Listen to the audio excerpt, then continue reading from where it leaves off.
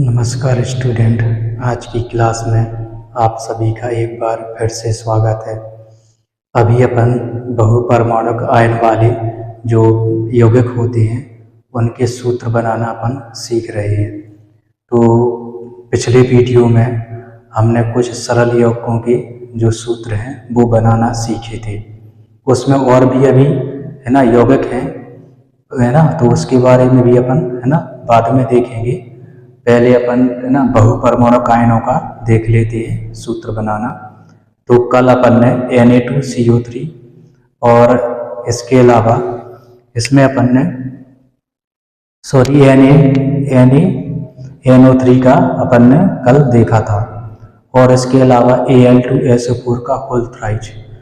ठीक है ना। तो ये दो बहुपरमाणुक आयनों के जो सूत्र हैं अपन कैसे बनाते हैं वो अपन ने देखे थे।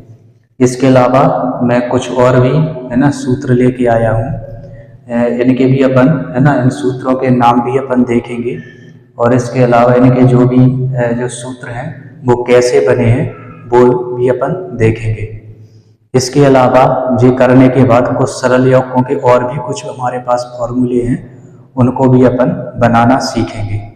और जैसे ये फॉर्मूले बनाने सारे हो जाते हैं, या मान के चलिए कि प्रैक्टिस हो जाती है, तो उसके बाद अपन जो अगला टॉपिक है वो परमाणु द्रव्यमान और आणविक द्रव्यमान का करेंगे, जिसमें अपन परमाणुओं के द्रव्यमान और जो अणु होते हैं या मॉलिक्यूल होते हैं या यौगिक होते हैं उनके भी अपन द्रव्यमान निकालना सीखेंगे।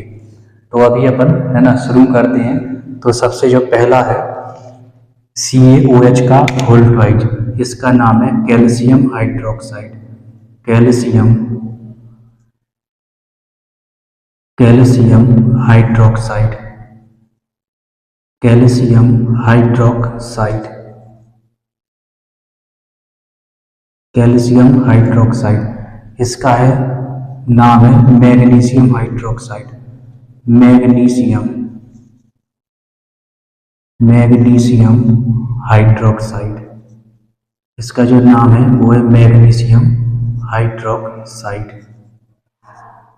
Magnesium hydroxide. इसके बाद इसका नाम है sodium carbonate. Sodium carbonate.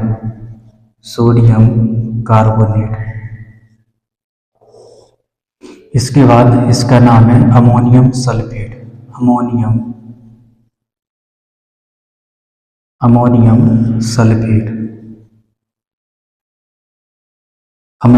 Sulphate. इनके अपन ने सूत्र और है ना नाम इसके देख लिए हैं। अब इसके बाद जो सबसे पहला CaOH का होल थ्राइज, इसका फॉर्मूला देखेंगे अपन कैसे बनाते हैं। तो यहाँ पे कैल्शियम को और यहाँ पे OH यानी कि हाइड्रोक्साइड को, अब इनकी अपन को बैलेंसी पता होना चाहिए। तो कैल्शियम की जो बैलेंसी वो 2 होती है प्लस में, और OH की जो बैलेंसी होती है वो होती है -1। इनका अपन क्रिस क्रॉस कर देंगे या त्रिया गुणा करेंगे तो ये बन जाएगा Ca और OH का होल ट्वाइज। इस तरीके से यदि अपन को बैलेंस ही पता है तो अपन कैल्शियम हाइड्रोक्साइड का फॉर्मूला बनाना सीख सकते हैं। यदि नाम लिखा है इसमें कैल्शियम हाइड्रोक्साइड, इसका मतलब है कि इसमें कैल्शियम और हाइड्रोक्साइड प्रेजेंट है।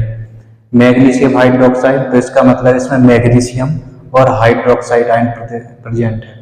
इसका नाम है सोडियम कार्बोनेट, इसका मतलब इसमें सोडियम और कार्बोनेट भी उपस्थित है। इसके बाद अपन अगले का देखेंगे। अगला है मैग्नीशियम हाइड्रोक्साइड, तो इसका अपन लिखेंगे Mg मैग्नीशियम और हाइड्रोक्साइड यानी कि OH। तो इसकी अपन इसमें बैलेंसी देख लेते हैं। तो इसकी जो बैलेंसी है मैग्नीशियम की +2 हो जाती है और OH की है ना -1 हो जाती है। OH की -1 हो जाती है। इसका त्रियक गुणा करते हैं। जैसे त्रियक गुणा करेंगे तो ये बन जाएगा Mg, और यहाँ पे OH का होल ट्वाइज। इस तरीके से मैग्नीशियम हाइड्रोक्साइड का फॉर्मूला हो जाता है। इसके बाद अपना अगला देखेंगे Na2CO3। Na2CO3, तीसरा है, ये चौथा। इसके बाद पांचवा देखेंगे Na2CO3। तो यहाँ पे मैं सोडियम को लिखे दे रहा हूँ, यहाँ पे सोडियम Na, और यहाँ पे CO3 यानी कि कार्बोनेट आयन। CO3 एक कार्बोनेट आयन होता है, इसकी होती है +1, और जो कार्बोनेट आयन है इसकी होती है -2। जो कार्बोनेट है इसकी -2 होती है। इसका क्रिस क्रॉस करेंगे, तो ये बन जाएगा Na2 और CO3। इस तरीके से सोडियम कार्बोनेट का फॉर्मूला हो जाता है। इसके बाद लास्ट है छठवां अपन देखेंगे, यहाँ पे NH4, ये अमोनियम कहलाता है। ये अमोनियम, यदि NH3 है तो अमोनिया कहलाएगा, और यहाँ पे NH4 है तो ये क्या कहलाता है, अमोनियम कहलाता है। यहाँ पे सल्फेट SO4, अमोनियम की वैलेंसी +1 होती है और सल्फेट की होती है -2। इनका अपन क्रिस क्रॉस करेंगे तो ये बन जाएगा NH4 का होल ट्वाइज, SO4 की एक है तो यहाँ पे SO4 हो जाएगा,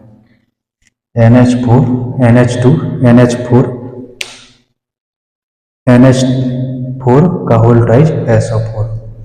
इस तरीके से अपन ने ये जो आयन होते हैं बहुपरमाणुक आयन, इनके अपन ने फॉर्मूले बनाना देखे हैं इसमें। यदि आप इसका स्क्रीनशॉट लेना चाहें तो ले सकते हैं। इसके बाद कुछ और सरल जो यौगिक थे, सिंपलेस्ट यौगिक, वो भी अभी अपन के बचे हुए हैं, तो इसके बाद अपन उनको भी पूरा कर ले रहे हैं।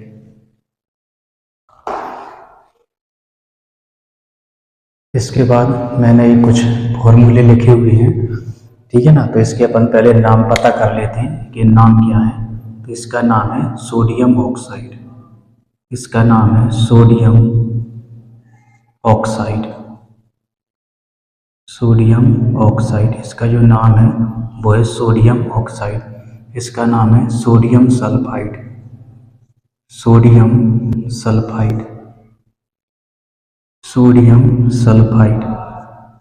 इसका नाम है मैग्नीशियम ऑक्साइड।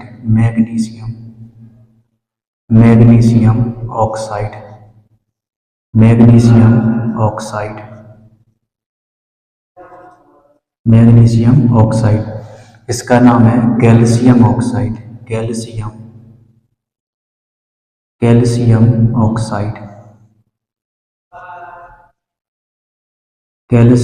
ऑक्साइड। और इसके बाद ये है एल्यूमिनियम ऑक्साइड।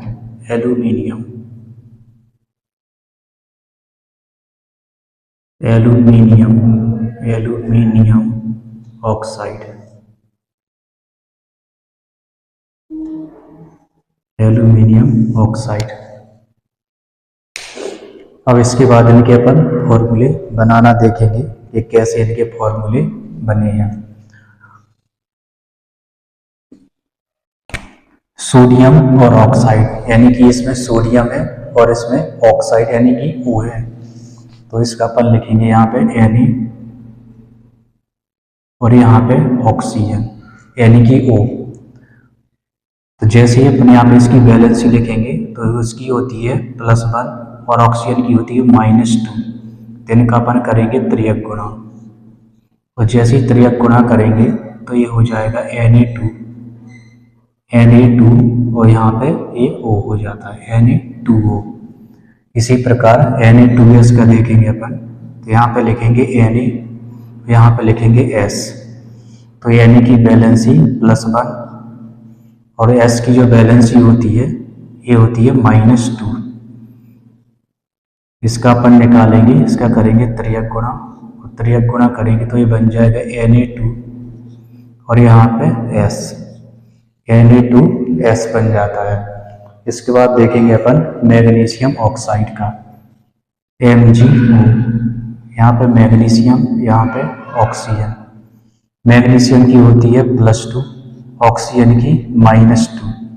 ये दोनों नंबर समान नहीं थे, केवल +- का अंतर है। ठीक है ना, और दोनों अंक समान है इसलिए अपन समान अंक को लिखते नहीं है। तो इसका जो हो जाएगा वो हो जाएगा MgO। MgO यदि 2 और 2 यहाँ पे लगाते हैं तो दोनों बराबर है, तो एक कॉमन ले लेते हैं, तो इसको अपन लिखते नहीं है यहाँ पे, ठीक है ना। तो MgO बस हो जाएगा। इसी प्रकार इसका देखेंगे कैल्शियम ऑक्साइड का, यहाँ पे Ca और यहाँ पे ऑक्सीजन यानी कि O। कैल्शियम की जो बैलेंसी है वो होती है +2, कैल्शियम की +2 होती है और ऑक्सीजन की -2 होती है। तो ठीक वैसे ही इसमें भी अपन इसका 2 ना लिख करके केवल CaO लिख देते हैं, कैल्शियम ऑक्साइड CaO लिख देते हैं। इसके बाद लास्ट में Al2O3 की देख लेते हैं। तो यहाँ पे लिखे दे रहा है, यहाँ पे एल्यूमिनियम, यहाँ पे ऑक्सीजन। तो एल्यूमिनियम की जो बैलेंसी है वो +3 होती है और ऑक्सीजन की बैलेंसी है -2 होती है। अब ये डिफरेंट हो गए तो इनको अपन को दोनों में लिखना पड़ेंगे। एल्यूमिनियम का 2 से गुणा करेंगे तो ये हो जाएगा Al2 और ऑक्सीजन का 3 से तो ये हो जाएगा O3, Al2O3 यानी कि एल्यूमिनियम ऑक्साइड हो जाता है। तो इस तरीके से बहुत ही सिंपल तरीके से अपन इनके फॉर्मूले बना सकते हैं। और मुझे आशा है कि आप लोगों को भी ये विधि है ना समझ में आई होगी, या मान के चलो जो मैंने इसको जिस तरीके से बताया है वो आप सभी को है ना बहुत अच्छे तरीके से समझ में आया होगा। तो इसमें कुछ नहीं है, मेन है बैलेंसी का खेल। यदि बैलेंसी आपसे बनती है ना, तो बैलेंसी आपसे तब बनेगी जब आपको तत्व का है ना परमाणु क्रमांक और उसका इलेक्ट्रॉनिक वितरण लिखना आता हो। यदि आपने इलेक्ट्रॉनिक वितरण लिख लिया तो संयोजकता बिल्कुल सिंपल सी बात है, वो आप सबसे बन जाएगी। और जैसी बैलेंसी अपन को पता चल जाती है तो अपन को पता चल जाएगा कौन सा तत्व किसके साथ है ना और किस तरीके से संयोग करता है। तो इस तरीके से अपन ने ये फॉर्मूले देखे। यदि आपको स्क्रीनशॉट लेना है इसका तो आप स्क्रीनशॉट ले सकते हैं। इसके बाद अपन कुछ आयनों के जो इलेक्ट्रॉनिक वितरण होते हैं वो भी अपन देखेंगे, क्योंकि जो स्टूडेंट है अधिकांशतः उसमें भ्रमित हो जाती है कि आयनों के जो इलेक्ट्रॉनिक वितरण है वो कैसे लिखना है। और सामान्य तौर पर वो क्या करते हैं, जो उन तत्व के इलेक्ट्रॉनिक वितरण होते हैं, ठीक है ना, वही इलेक्ट्रॉनिक वितरण वो आयनों के भी लिख देते हैं। तो आयन अपन कुछ प्लस वाले के भी देखेंगे और कुछ माइनस वालों के इलेक्ट्रॉनिक वितरण देखेंगे, क्योंकि अधिकांशतः जो छात्र स्टूडेंट है वो उसमें कंफ्यूजन हो जाते हैं, ठीक है ना। तो इसके बाद मैं इसको साफ किए दे रहा हूँ और उसके बाद अपन आयनों के इलेक्ट्रॉनिक वितरण देखते हैं। मैंने इसको लिख कर रखा हुआ है, ये कुछ प्लस आयन है या इनको अपन धनात्मक आयन भी बोल सकते हैं। इनको अपन बोल सकते हैं धनात्मक आयन, धनात्मक आयन, धनात्मक आयन। तो अपन इनकी जो इलेक्ट्रॉनिक वितरण है वो अपन देख लेते हैं। बैलेंसी वैसे ही अपन पता कर सकते हैं कि जितना जिसमें चार्ज है वही उसकी बैलेंसी होती है, लेकिन इनका जो इलेक्ट्रॉनिक वितरण है उसको लिखने में स्टूडेंट गलती कर देते हैं। वो सामान्य जो भी इसका जो परमाणु होता है वही उसका सामान्य इलेक्ट्रॉनिक विन्यास लिख देते हैं, जो कि गलत होता है। तो अपन देखेंगे इसमें इसका जो इलेक्ट्रॉनिक वितरण है वो किस तरीके से होगा। सोडियम है, सोडियम वैसे इसका जो सामान्य अपन दोनों तरीके से इसके इलेक्ट्रॉनिक वितरण देखेंगे, सामान्य भी और इनके आयन के रूप में भी, दोनों प्रकार के इलेक्ट्रॉनिक वितरण देखेंगे। तो सबसे पहले अपन जो Na+ है कुछ के में है ना डिफरेंस बताने के लिए आपको कुछ के अपन दोनों के करेंगे, लेकिन उसके बाद है ना बाद के जो भी आयन है केवल उसके करेंगे। मैं इसको समझाने के लिए इसका सामान्य इलेक्ट्रॉनिक विन्यास और उसके बाद जो Na+ जो आयन बना है इसका इलेक्ट्रॉनिक विन्यास बता दूंगा। तो पहले अपन सोडियम, तो सामान्य में सोडियम क्या होता है Na होता है, इस पर कोई चार्ज नहीं होता है और इसका जो परमाणु क्रमांक होता है 11। और जब इसका परमाणु क्रमांक 11 होता है तो इसका जो इलेक्ट्रॉनिक वितरण है वो हो जाएगा 2, 8 और 1। ये इसका सामान्य इलेक्ट्रॉनिक वितरण हो जाएगा। लेकिन Na+ का जो इलेक्ट्रॉनिक वितरण है वो कुछ इस तरीके का होगा। Na+ का जो इलेक्ट्रॉनिक वितरण है, Na+ का मतलब है कि इसने एक इलेक्ट्रॉन बाहर कर दिया, एक इलेक्ट्रॉन अब इसके पास नहीं है। अब इस पे एक इलेक्ट्रॉन नहीं है तो इस पे प्लस चार्ज कैसे आया है वो भी मैं आपको, है ना, एक वीडियो बना करके ये बता दूंगा कि इस पे प्लस चार्ज क्यों आता है। इलेक्ट्रॉन बाहर होता है तो इस पे प्लस चार्ज क्यों आता है, वो इलेक्ट्रॉन जब ये ग्रहण करता है तो इस पे माइनस चार्ज क्यों आता है, वो मैं इसका जो रियल कारण है वो भी मैं आपको बता दूंगा। अभी फिलहाल अपन इसका इलेक्ट्रॉनिक वितरण देखेंगे। तो इसका जो इलेक्ट्रॉनिक वितरण हो जाएगा 2,8 हो जाएगा। इसमें ये एक नहीं आएगा, ये ध्यान रखना है। ये सामान्य, है ना, तत्व का इलेक्ट्रॉनिक वितरण है और ये Na+ तत्व का इलेक्ट्रॉनिक वितरण, यानी कि ये आयन का इलेक्ट्रॉनिक वितरण है जिसमें 2 और 8 होगा। इसमें 1 नहीं आएगा क्योंकि इसने एक इलेक्ट्रॉन बाहर कर दिया है अपना, इसलिए इसमें एक इलेक्ट्रॉन नहीं आएगा। इसी प्रकार इसमें अपन दूसरे का देखते हैं, हाइड्रोजन का। तो पहले सामान्य हाइड्रोजन देखेंगे अपन। जो सामान्य हाइड्रोजन है उसको अपन देख लेते हैं। तो हाइड्रोजन का जो परमाणु क्रमांक है वो 1 होता है। हाइड्रोजन का जो परमाणु क्रमांक है वो 1 होता है। इलेक्ट्रॉनिक वितरण इसका 1 हो जाएगा। जो इलेक्ट्रॉनिक वितरण है इसका 1 हो जाएगा। जैसे ही अपन यहाँ पे H+ लिखेंगे, H+ का मतलब है कि इसने एक इलेक्ट्रॉन को बाहर कर दिया। इसके बाहरी कोश में एक इलेक्ट्रॉन था इसलिए इसने इसको बाहर कर दिया। अब इसका इलेक्ट्रॉन वितरण देखेंगे अपन तो 0 हो जाएगा, मतलब कि अब इसके पास एक भी इलेक्ट्रॉन नहीं है। ठीक है ना, इसके पास एक भी इलेक्ट्रॉन नहीं है। तो इस कंडीशन में इसको अपन प्रोटॉन भी कह सकते हैं। अब प्रोटॉन क्या होता है वो मैं आपको किसी दिन, है ना, नेक्स्ट वीडियो बना करके वो आपको बता दूंगा कि इसमें ये प्लस चार्ज क्यों आया है। इसी प्रकार अपन इसमें मैग्नीशियम का देखते हैं। इसका ये पहला हो गया, इसके बाद ये दूसरा और तीसरा है मैग्नीशियम। तो तीसरा मैग्नीशियम का पहले सामान्य का अपन, है ना, इलेक्ट्रॉनिक वितरण देखते हैं। तो जो मैग्नीशियम है तो मैग्नीशियम का परमाणु क्रमांक होता है 12। मैग्नीशियम का जो परमाणु क्रमांक वो होता है 12। इलेक्ट्रॉनिक वितरण इसका 2, 8 और 2 हो जाता है। लेकिन जब ये आयन बन जाता है, मतलब Mg+2 हो जाता है, तो इसका इलेक्ट्रॉनिक वितरण बदल जाएगा। Mg और प्लस में 2। इसका मतलब ये है कि इसने 2 इलेक्ट्रॉन, जो बाहरी कोश में 2 इलेक्ट्रॉन थे तो इनको इसने बाहर कर दिया। और जब 2 इलेक्ट्रॉन को इसने बाहर किया है तो इसका इलेक्ट्रॉनिक वितरण 2 और कॉमा में 8 हो जाएगा। 2,8 हो जाएगा। जैसे ही Mg+2 का इलेक्ट्रॉनिक वितरण पूछा जाता है तो आपको 2,8 लिखना है। इसके बाद अपन चौथे का देखते हैं। चौथा है इसमें K+, यानी कि इसको अपन पोटेशियम बोलते हैं। इसका परमाणु क्रमांक 19 होता है। तो पहले अपन सामान्य का देखते हैं। तो पोटेशियम है, इसका परमाणु क्रमांक 19 होता है।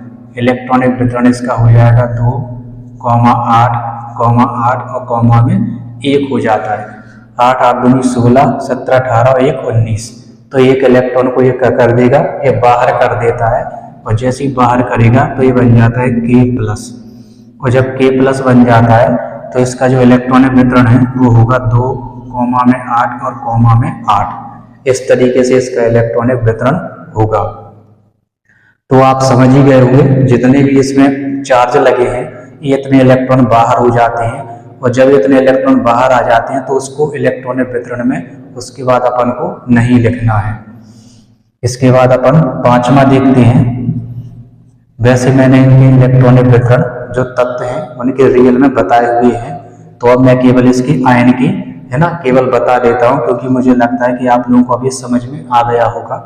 इसलिए अपन केवल आयन की इलेक्ट्रॉनिक वितरण देखेंगे।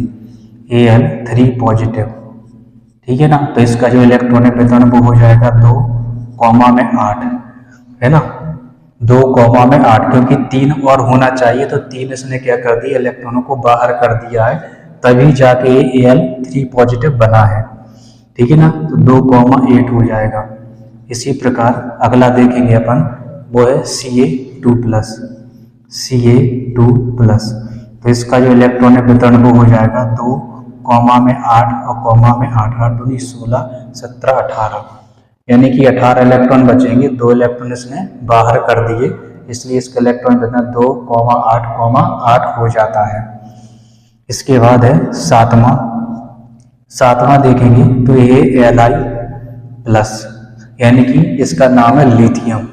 इसका नाम है लिथियम। परमाणु क्रमांक इसका 3 होता है, ठीक है ना, परमाणु क्रमांक 3 होता है। लेकिन जब Li+ बन जाता है तो इसका जो इलेक्ट्रॉन है इसमें केवल 2 ही इलेक्ट्रॉन रह जाते हैं। अगर सामान्य में देखें अपन, इसका सामान्य में Li3 होता है तो 2,1 हो जाएगा। जैसे ही एक इलेक्ट्रॉन बाहर करता है तो ये बन जाता है Li+, और Li+ बन जाएगा तो इसका इलेक्ट्रॉनिक वितरण केवल 2 रह जाएगा। इसका जो इलेक्ट्रॉनिक वितरण है वो केवल 2 हो जाता है।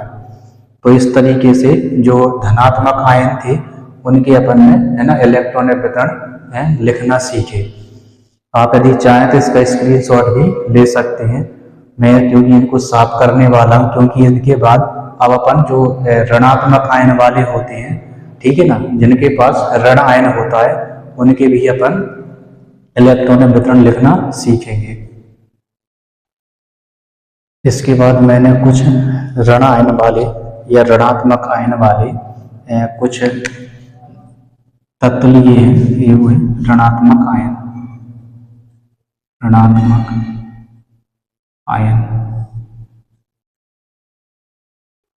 ये कुछ ऋणात्मक आयन है ना। इनके भी अपन इलेक्ट्रॉनिक वितरण, पहले सामान्य इलेक्ट्रॉनिक वितरण और इसके बाद आयन के रूप में इसका इलेक्ट्रॉनिक वितरण लिखेंगे अपन। तो सबसे पहले अपन देखते हैं ऑक्सीजन का। ऑक्सीजन परमाणु क्रमांक होता है इसका 8। ऑक्सीजन का जो परमाणु क्रमांक है वो होता है 8। सामान्य इलेक्ट्रॉनिक वितरण इसका 2 और कॉमा में 6 हो जाता है।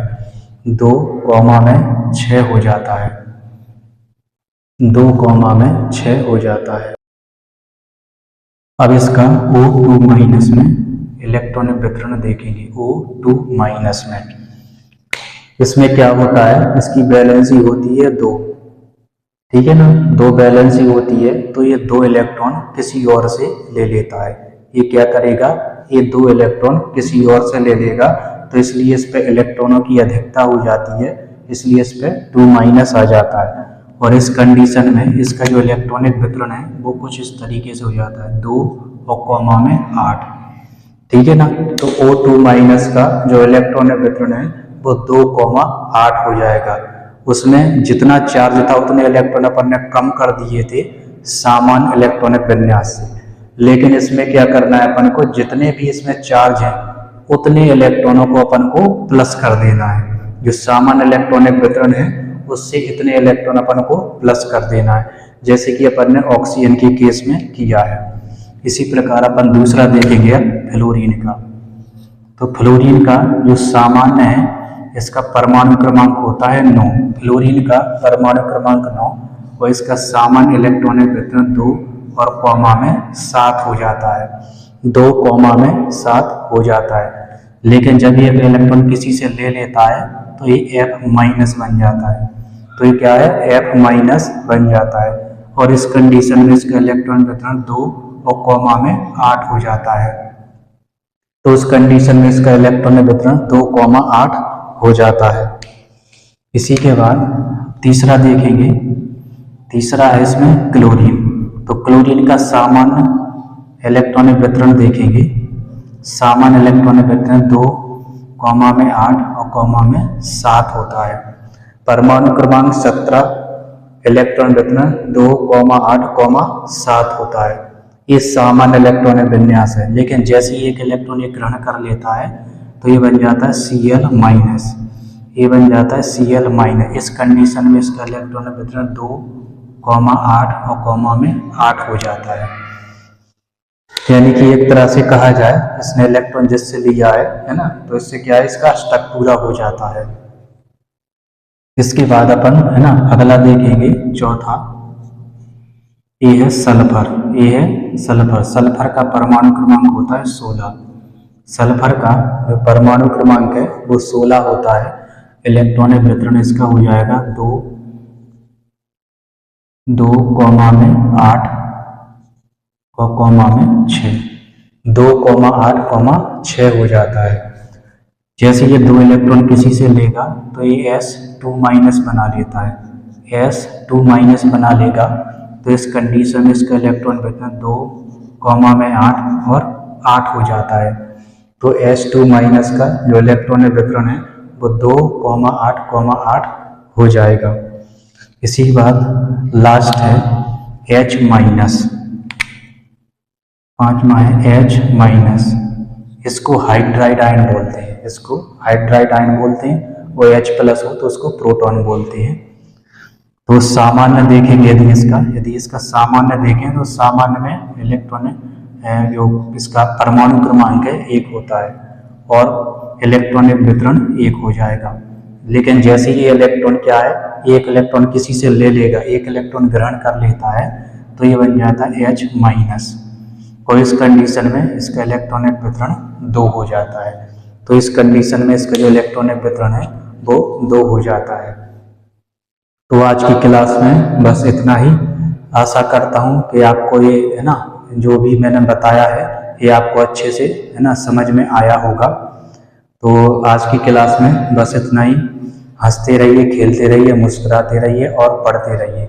और वीडियो अगर वास्तव में यदि आपको अच्छा लगा है तो अपने दोस्तों के साथ इसको जरूर शेयर कीजिए, ताकि वो भी इस चीज़ को है ना बहुत अच्छे तरीके से सीख सके। नमस्कार।